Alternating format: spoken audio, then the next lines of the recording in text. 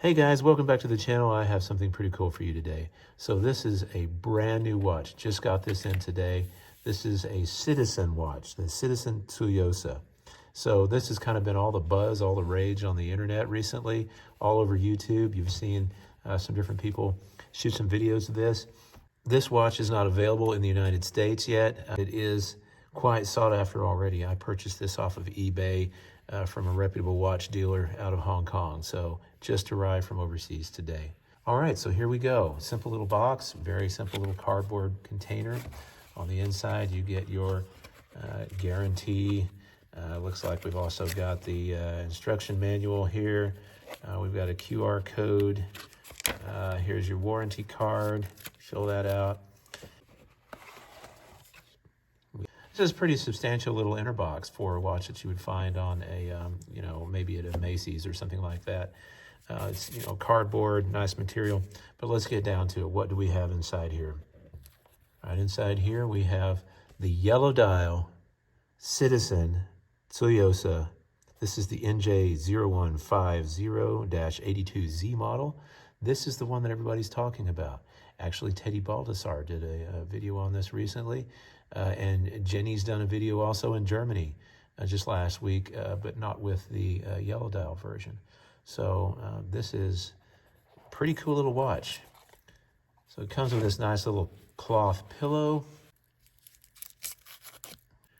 An NJ0150-81Z, and this is the 21 jewel Miyota caliber 8210 automatic, and it is a beautiful little gold colored mechanism.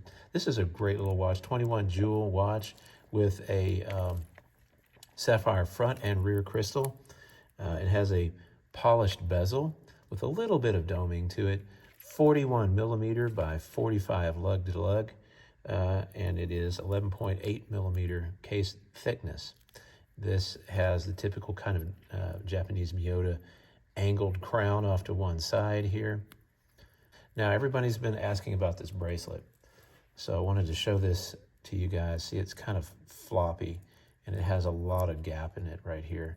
You can clearly see daylight all the way through the bracelet. And I'm pretty sure that this is going to catch in your hairs if you're hairy like I am. So this watch has a 50-meter water resistance, which is not very much. Frankly, I think it's kind of weak. You'd expect kind of the standard is 100-meter.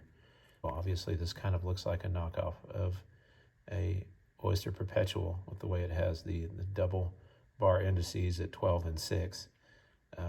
But an OP is going to have double bars also at 9 and at 3, and it wouldn't have the magnified date window. You pull it out, it does have hacking, so the seconds stop when you adjust. This integrated angle to it reminds me a lot of the 70s style watches. Obviously, this is kind of an homage to that era. This reminds me a lot of my Tissot PRX collection, but also, kind of have this Jubilee bracelet that's, reminiscent of a Rolex, but obviously not of the same caliber. It's very kind of cheap. I would say the bracelet pieces are not hollow. It can be adjusted with push pins. So these are not screw in, these are push pin adjustments. And then the linkage also has micro adjustments in the clasp. Let's see, let's take this off. I have a Seiko automatic that has a similar clasp, and I would say this is nicer. This is more solid. This is still stamped stainless steel.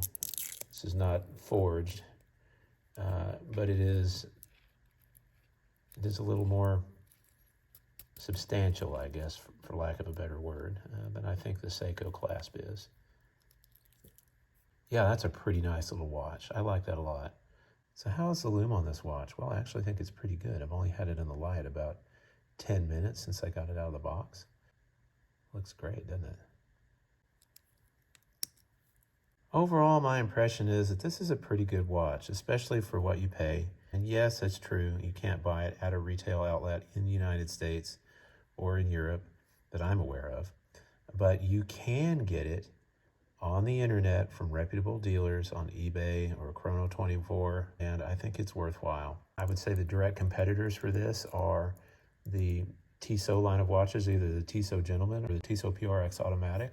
PRX Automatic is a $600 watch, probably about to go up here in a few days.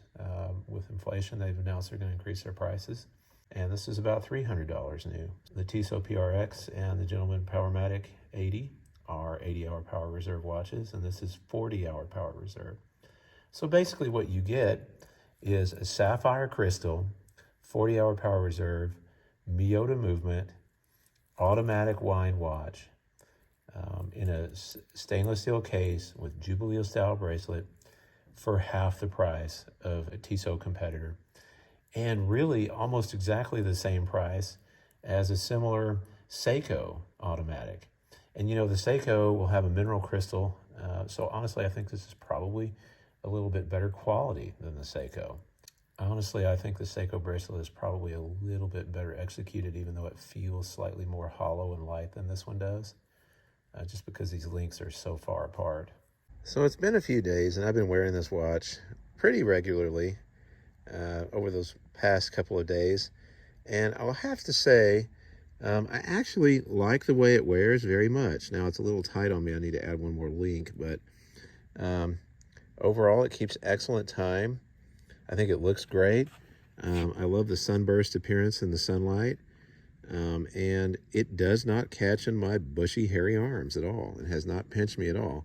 My Seiko does, but this Citizen isn't. So I really like this even more than I did before. So I think this will probably become a regular travel watch for me because, you know, it looks nice and it's very comfortable. And yeah, I like it.